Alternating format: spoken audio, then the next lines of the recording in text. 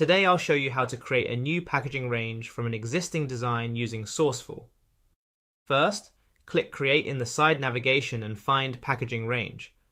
Or if you're starting from the home page, select Packaging Range in the prompt box. To start with, you'll need to select a reference image, either from one of your previous designs or by uploading a new image from your device.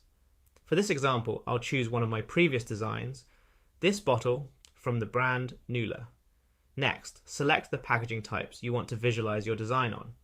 For this demo, I'll pick 4 packaging types that suit drinks products.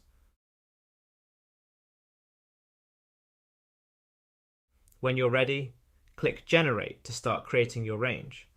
Our AI model will keep your branding consistent and apply it across all the products you selected.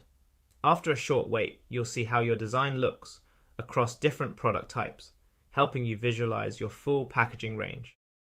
It's much faster than creating each one manually and ensures your branding stays consistent throughout.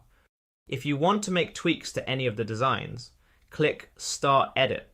This will open the individual design so you can make specific adjustments without affecting the full range.